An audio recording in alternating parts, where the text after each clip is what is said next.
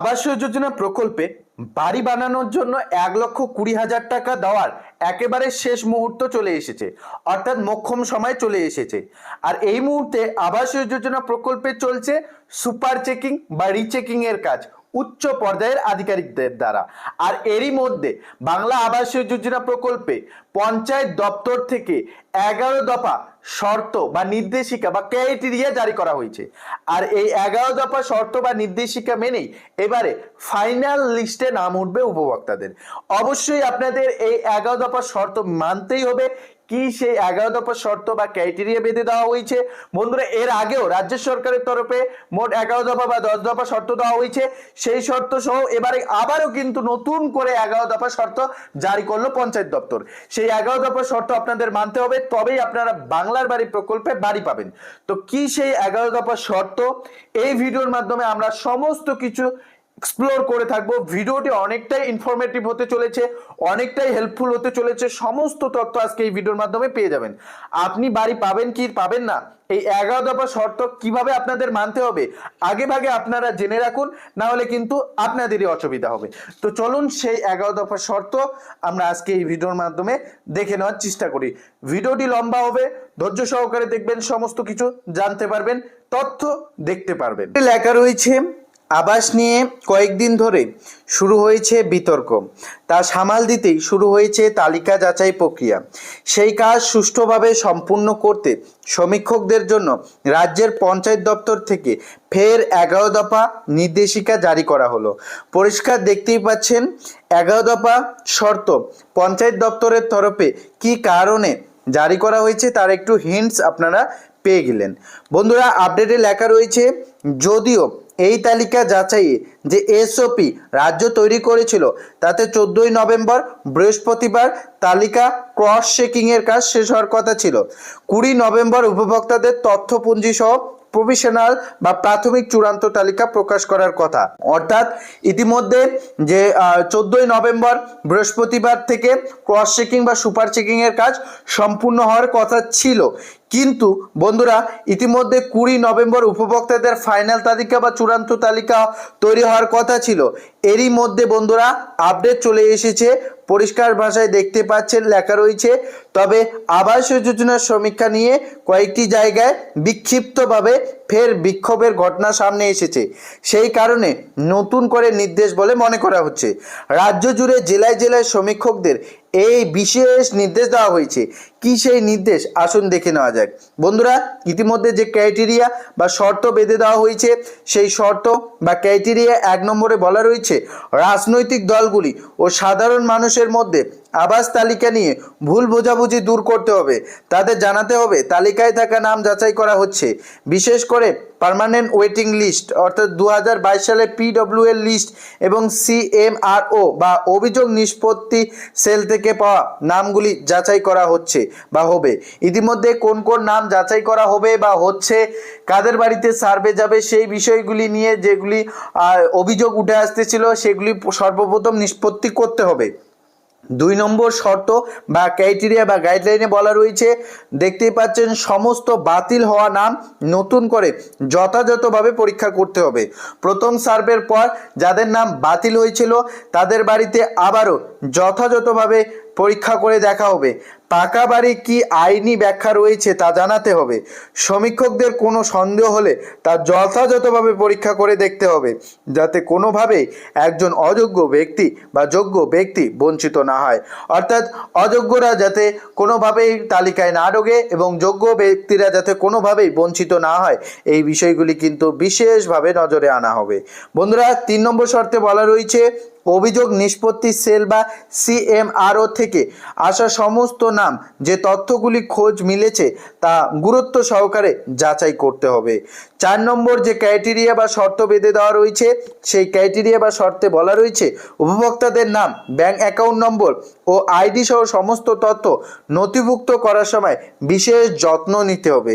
এর জন্য প্রতিটি স্তরে নজরদারি ব্যবস্থা করতে হবে, যাতে কোনো ভুল হলে সঙ্গে সঙ্গে তা সংশোধন করা যায়।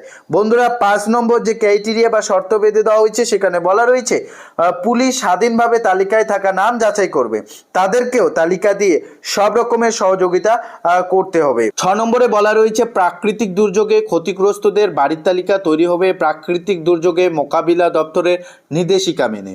সমীক্ষকেরা সরেজমিনে যা যাচাই করে দেখবে, স্থানীয় গ্রাম পঞ্চায়েত প্রতিনিধি জানাতে হবে কি পদ্ধতিতে তাদের নামের তালিকা তৈরি করা হয়েছে। বিশেষ করে গ্রাম পঞ্চায়েত প্রধানের কাছে সব স্পষ্ট করে দিতে হবে দুর্যোগ ক্ষতিগ্রস্ত বাড়িগুলির জন্য নতুন স্কিমে কিছু করা হচ্ছে না। আপডেট যদি আমরা দেখি 7 নম্বর যে ক্রাইটেরিয়া, সেই ক্রাইটেরিয়ায় বলা রয়েছে এ ব্যাপারে মানুষকে সচেতন করতে পর্যাপ্ত প্রচার করতে বলা হয়েছে, যাতে কোনোভাবে ভুল বোঝাবুঝি তৈরি না হয়। এলাকায় মাইকিং করে প্রচার করার কথাও বলা রয়েছে। 8 নম্বর যে ক্রাইটেরিয়া, সেখানে বলা রয়েছে নামের তালিকা যাচাইয়ের পর সমস্ত তথ্য এবং উপভোক্তা নির্বাচন ও বাতিলের পক্ষে ছবি এবং ভিডিও সংগ্রহ করে রাখতে হবে, যাতে যে কোনো সময় যাচাই করতে হলে সহজেই বুঝে নেওয়া যায়। অর্থাৎ সমীক্ষার সময় সমস্ত রকমের তথ্য সরবরাহ করা হবে, অর্থাৎ যেমন ভিডিওগ্রাফি থেকে শুরু করে যে সমস্ত ডকুমেন্ট, সেই সমস্ত ডকুমেন্টের আপলোড, ফটো, সমস্ত কিছু করার নির্দেশিকা ইতিমধ্যে জারি করা হয়েছে। যাই হোক, 9 নম্বর যে গাইডলাইন বা শর্ত দেওয়া হয়েছে, সেখানে বলা রয়েছে গ্রাম পঞ্চায়েত ও গ্রাম সংসদ এলাকা ভিত্তিক তালিকা বিশ্লেষণ করতে হবে। যাচাই সমীক্ষা চালানোর সময় কোনো এলাকায় সবচেয়ে বেশি বা কম নাম বাতিল হলে বা গৃহীত হয়েছে তা তালিকায় রাখতে হবে।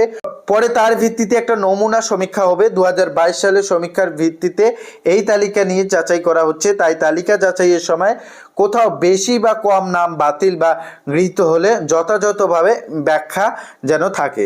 বন্ধুরা, আপডেট যদি আমরা দেখি 10 নম্বর যে শর্ত, সেখানে পরিষ্কার ভাষায় বলা রয়েছে যে সুপার চেকিংয়ের ব্যবস্থা ইতিমধ্যে আরও নিবিড়ভাবে যাচাইয়ের কাজ করতে হবে।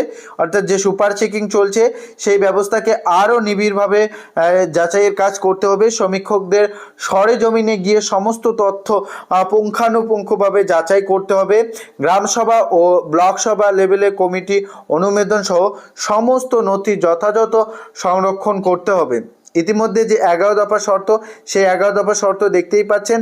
পাশাপাশি বলা রয়েছে নির্দেশিকায় এও বলা হয়েছে মনে রাখতে হবে যে কোনো ধরনের গাফিলতি বা ইচ্ছাকৃত ভুল সহ্য করা হবে না। বন্ধুরা, এই আপডেটে বা ইতিমধ্যে পঞ্চায়েত দপ্তর থেকে যে 11 দফা গাইডলাইন বা শর্ত প্রকাশিত করা হয়েছে, সেই শর্তে দেখতে পাচ্ছেন যেটা জানানো হয়েছে, বর্তমানে কিন্তু আবাস যোজনা নিয়ে বিক্ষিপ্তভাবে অনেক জায়গায় বিক্ষোভ শুরু হয়েছে। আর সেই বিষয়গুলির মধ্যে দেখা যাচ্ছে আবাস যোজনা নিয়ে গুজব উঠছে বা আবাস যোজনা নিয়ে নানান ধরনের কথাবার্তা উঠছে।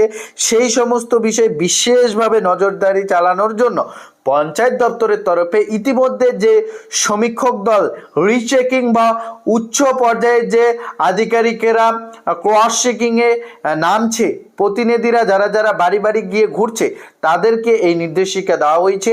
এবার তারা কিন্তু এই নির্দেশিকা মেনেই উপভোক্তাদের নাম তালিকায় তুলবে।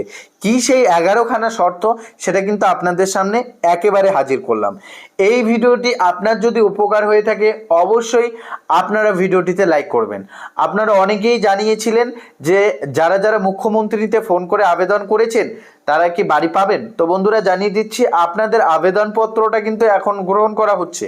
তবে তাদের বাড়িতে সার্ভেও অনেক সময় গিয়েছে, দেখা গিয়েছে এখনো পর্যন্ত সম্পূর্ণভাবে নির্দেশিকা আসেনি সরকারের তরফে যে তাদের বাড়িতে সার্ভে যাওয়া হবে বা তাদের বাড়ি দেওয়া হবে, এমন কোনো এখনো পর্যন্ত নির্দেশিকা আসেনি। তবে আবেদনপত্র গ্রহণ চলছে। কাজেই আপনার যা অভিযোগ থাকবে সেটা আপনি আপনার বিডিও অফিসে গিয়ে অভিযোগ বক্স পেয়ে যাবেন, সেখানে আপনি জানাতে পারেন। আপনি চাই একটি বাড়ির জন্য আবেদন করতে পারেন, সে দরখাস্ত লিখেও আবেদন করতে পারেন, বা আপনার কোনো বিষয়ে অভিযোগ থাকলে সেটাও জানাতে পারেন। যাই হোক, এই বিষয়গুলি নিয়ে আমরা কিন্তু ডেইলি আমরা লাইভ আকারে ভিডিওতে আপনাদের আপডেট জানাচ্ছি। আপনারা অবশ্যই চ্যানেলটিতে চোখ রাখবেন। সমস্ত রকমের আপডেট আমরা কিন্তু সর্বদাই আপডেট দিয়ে থাকি, আপনারা অবশ্যই চ্যানেলটিতে চোখ রাখবেন। বন্ধুরা, দেখা হচ্ছে খুব শীঘ্রই আরও একটি নতুন ভিডিওর সঙ্গে। ততক্ষণের জন্য একেবারে ভালো থাকবেন, সুস্থ থাকবেন।